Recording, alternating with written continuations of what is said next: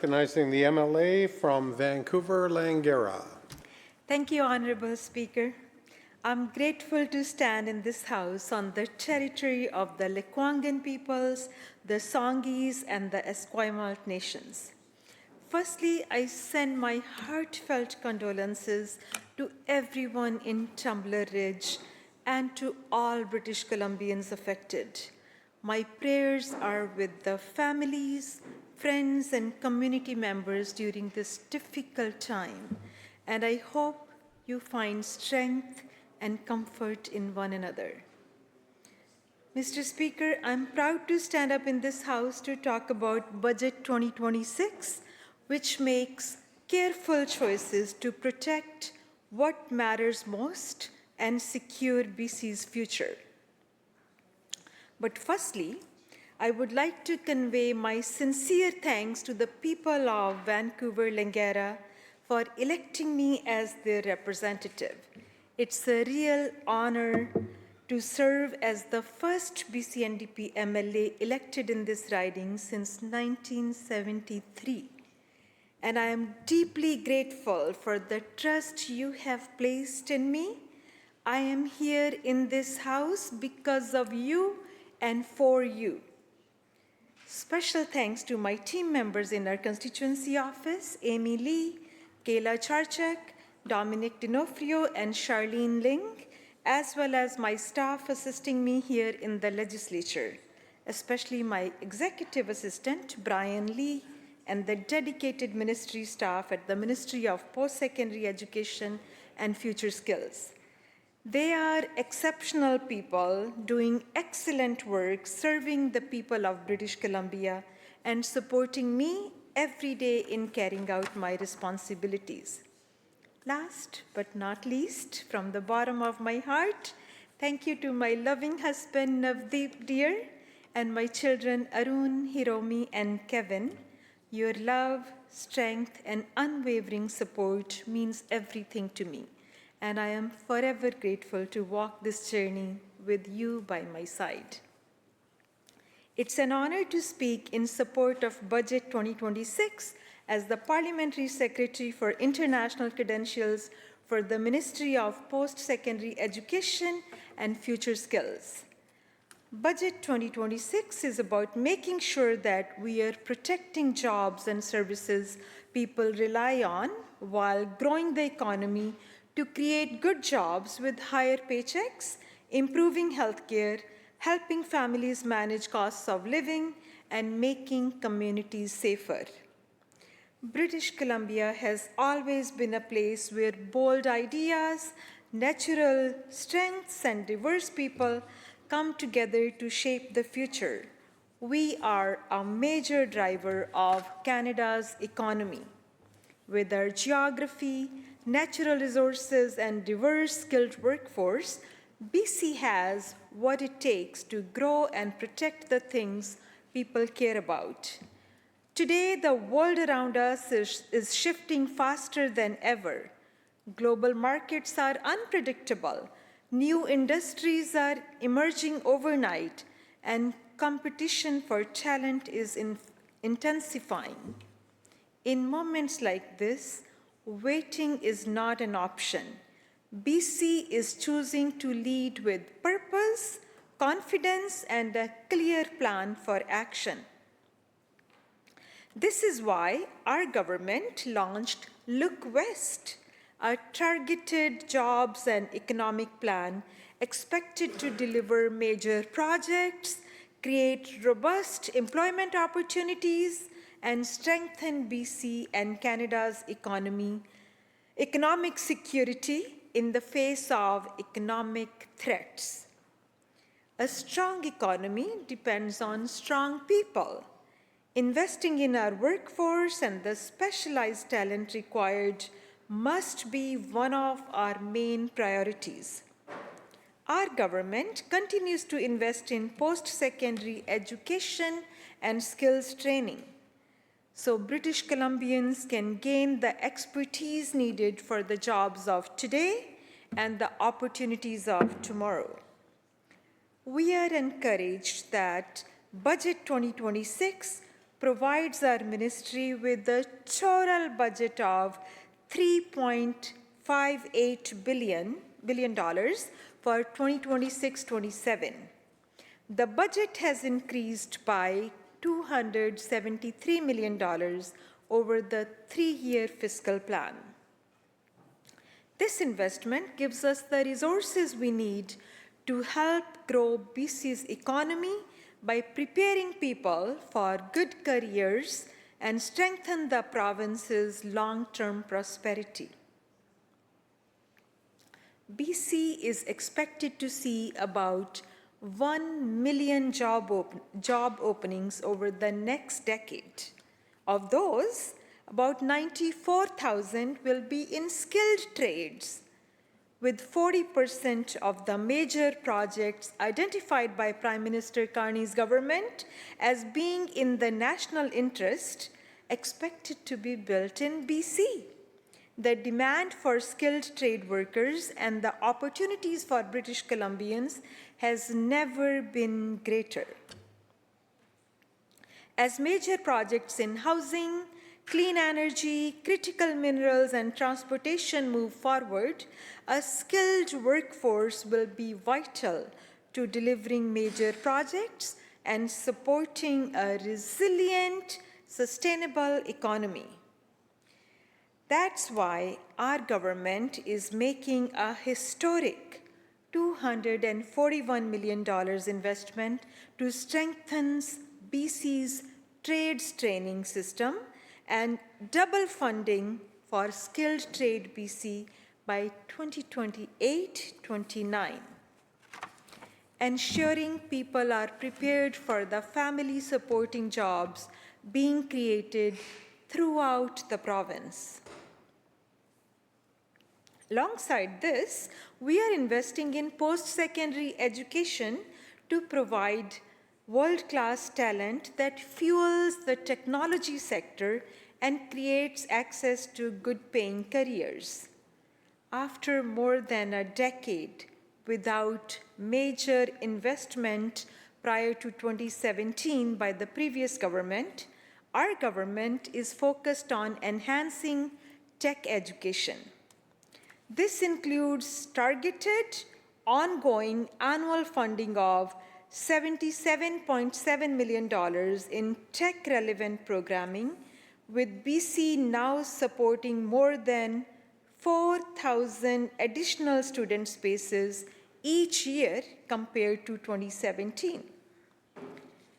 We have also committed $50 million to MyTax since 2023, supporting 10,000 student internships over 5 years in priority sectors such as clean technology, life sciences, emergency management, advanced timber, and agri-tech.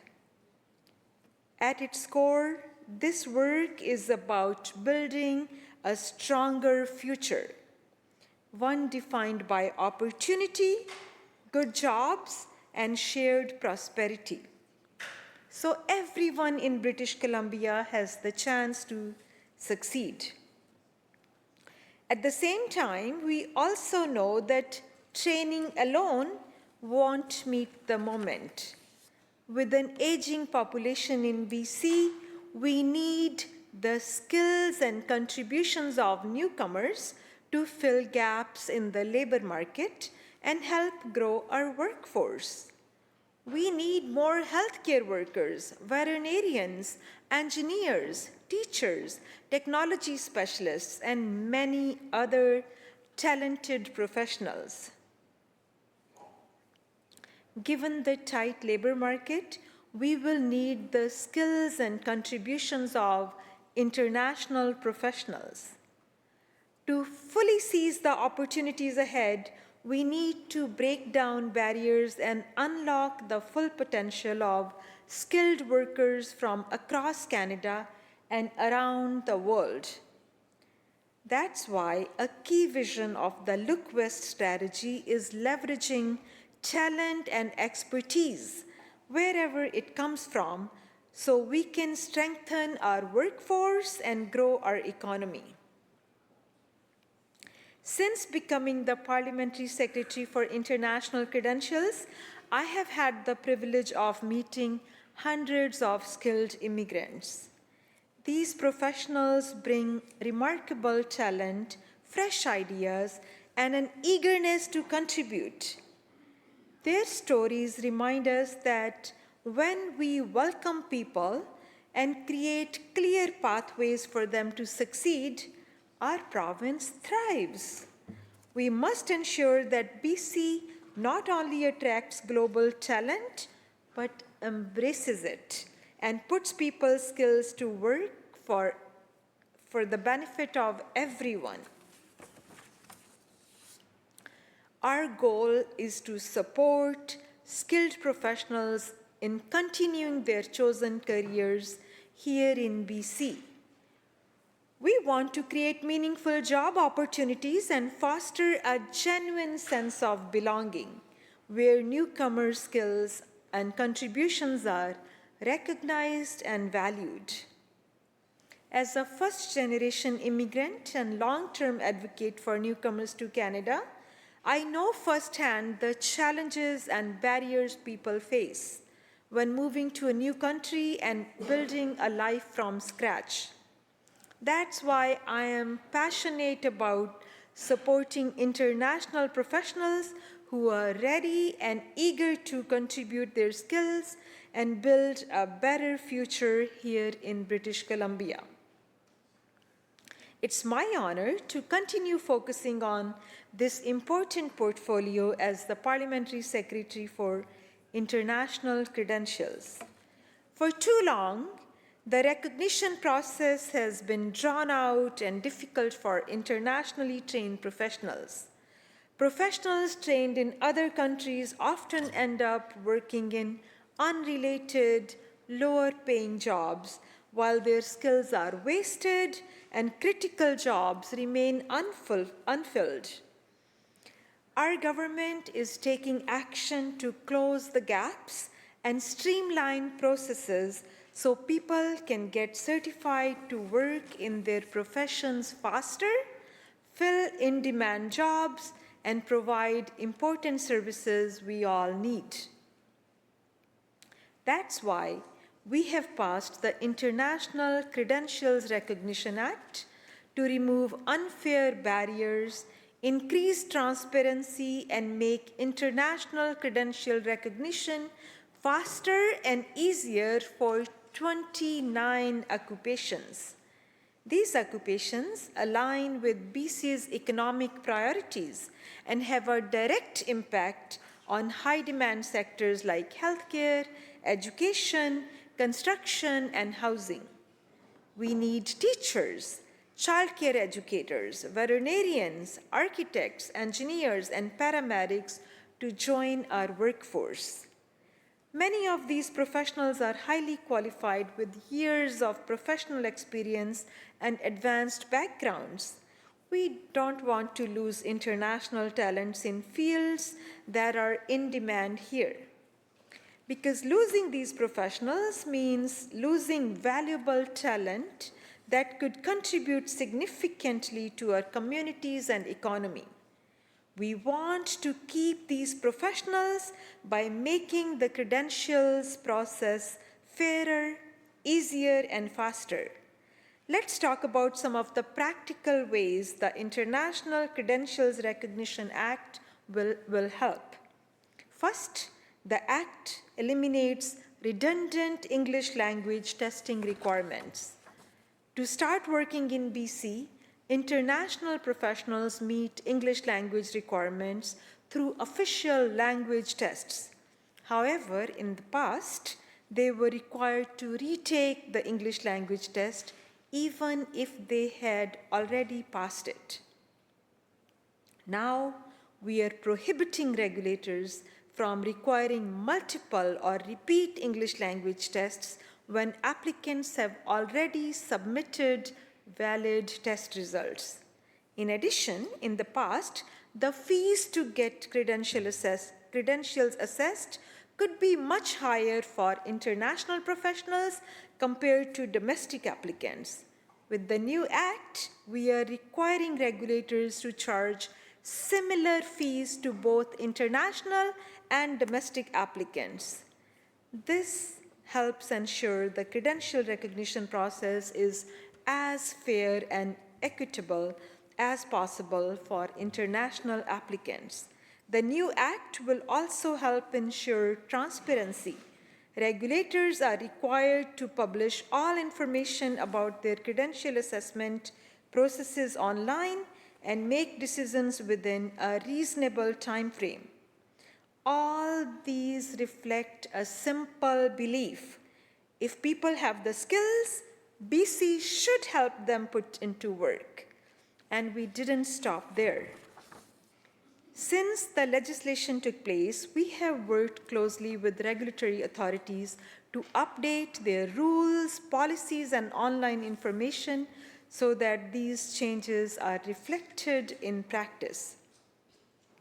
Many international professionals who came to BC before this legislation were required to have domestic work experience before they could start working. This created a terrible catch-22 cycle. People couldn't gain experience without credentials, but to get the credentials, they needed experience.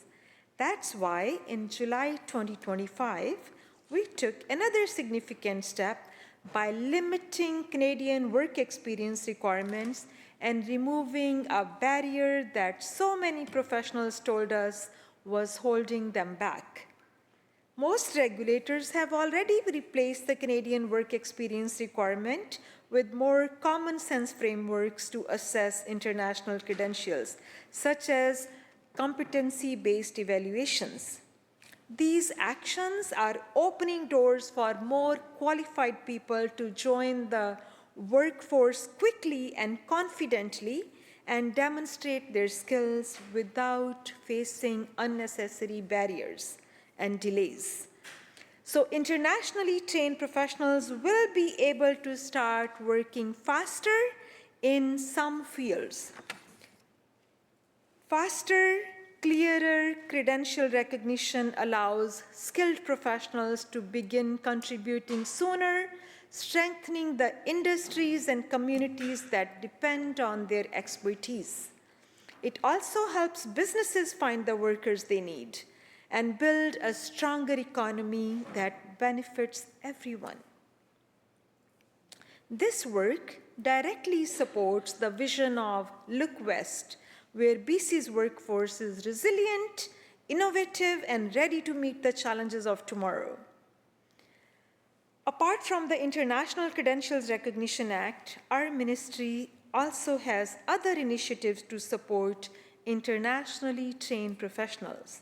This includes the Credential Assessment Improvement Fund, also known as CAIF. The fund supports projects led by professional regulatory authorities to improve the fairness, efficiency, and transparency of regulatory processes for assessing international credentials. Since 2019, the province has invested $4.3 million towards 45 projects that have reduced or removed unnecessary barriers for international applicants in regulated occupations. Funding through the CAIF will continue to support regulatory authorities to implement the requirements of the International Credential Recognition Act. On top of that, our government also supports internationally trained professionals through the Career Paths for Skilled Immigrants program. The province invests $6.1 million annually in the Career Paths for Skilled Immigrants program. The program supports approximately 1,400 new permanent residents each year in covering fees related to credential assessment and helping them find employment that aligns with their pre-arrival skills, education, and experience. 70% of those clients who complete the program go on to practice in their own field. This is an encouraging outcome. I'm confident that with the right support, internationally trained professionals can continue to grow in their careers and make valuable contributions to our economy and communities. By improving the recognition of international credentials and helping skilled immigrants transition into employment in their field, we are not just helping individuals. These benefits extend to their families and communities, contributing to a more equitable and inclusive economy. British Columbia has a long history of welcoming people from around the world.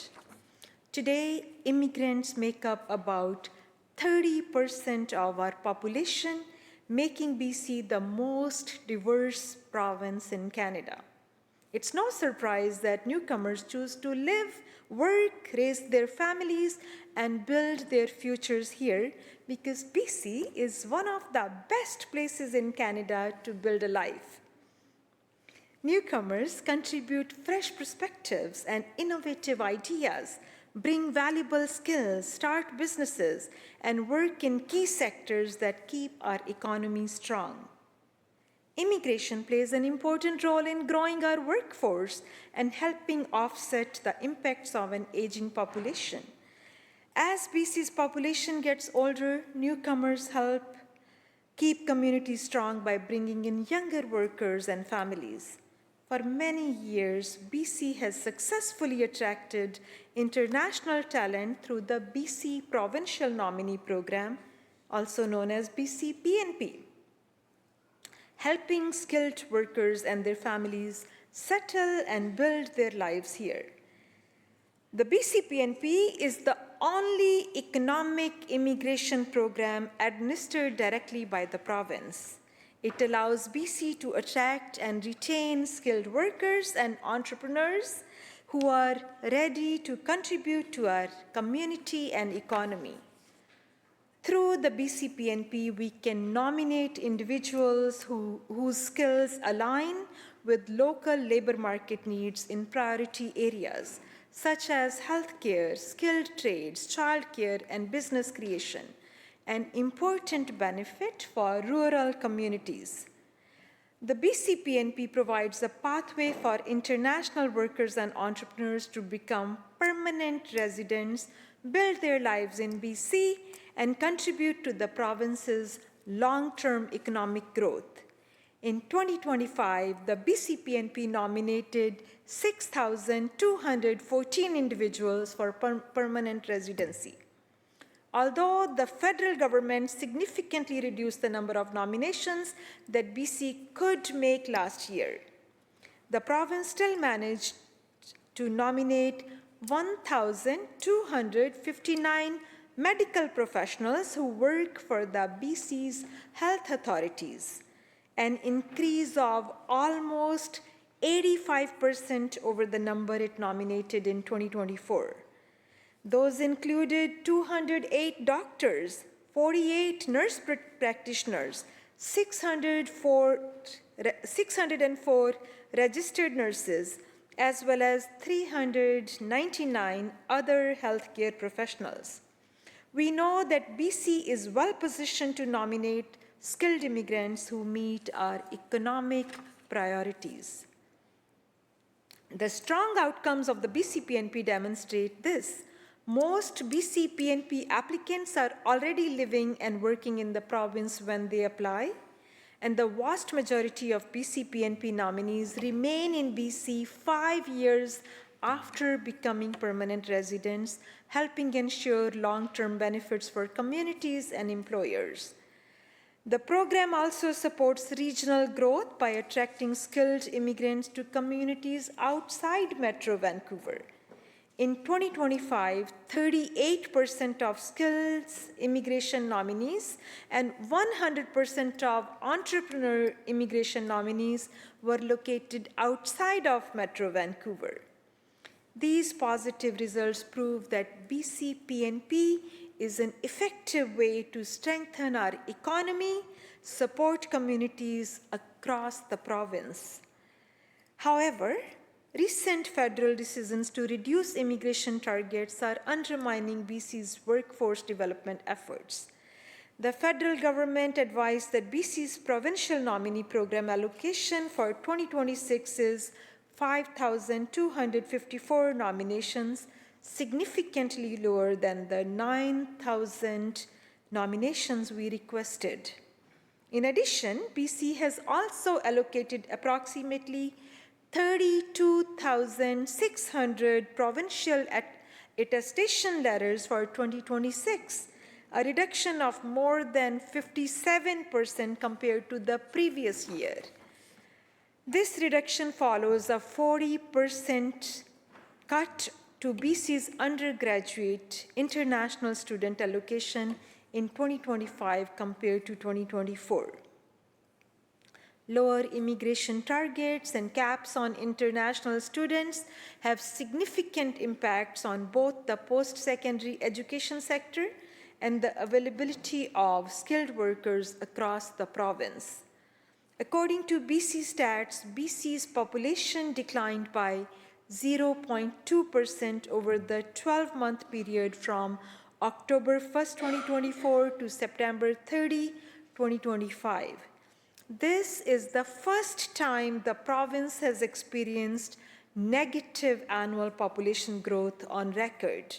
The province's 2025 labor market outlook projects that far fewer new workers than were previously expected will come from immigration over the next 10 years, creating challenges for employers that rely heavily on immigration to meet labor market needs. These are challenging circumstances for BC's economy, workforce, and the post-secondary education system. BC continues to advocate for an immigration system that is stable, predictable, and sustainable, one that allows the province to play a stronger role in ensuring immigration supports economic growth and our labor market priorities. We will continue working closely with post-secondary education institutions, industry partners, and Indigenous partners to navigate these challenges and advance BC's priorities. We know that a strong economy depends on people being able to live, work, and build their futures here in British Columbia, and that counts on a reliable and accessible public healthcare system. Our ministry is working with the Ministry of Health in supporting these efforts by expanding education and training opportunities for doctors, nurses, paramedics, and allied health workers, so people in every part of the province can access the care they need when and where they need it. A significant part of this work is the $195 million investment our ministry has made to establish operations at Western Canada's first new medical school in nearly 60 years at Simon Fraser University's Surrey campus. The Ministry of Infrastructure is responsible for ensuring the successful delivery of the capital investments government is making. This includes the $33.7 million funding to develop interim space to be ready for the inaugural first-year cohort in the August 2026, and $496 million to develop the permanent building targeted to open in fall 2030. The first cohort will start with 48 seats and will grow to approximately 120 first-year seats by 2035. These initiatives contribute to the increased number of trained doctors in BC. In closing, I want to acknowledge and encourage progress we have made together while recognizing that there is still much work ahead. Budget 2026, Mr. Speaker, is focused on improving the quality of life for everyone in British Columbia and seizing the opportunities that will drive our province's prosperity. Our ministry will continue to play a vital role in this work by strengthening our workforce and expertise from across Canada and around the globe. When we talk about building a strong British Columbia, it means investing in people and creating opportunities for everyone. Thank you so much.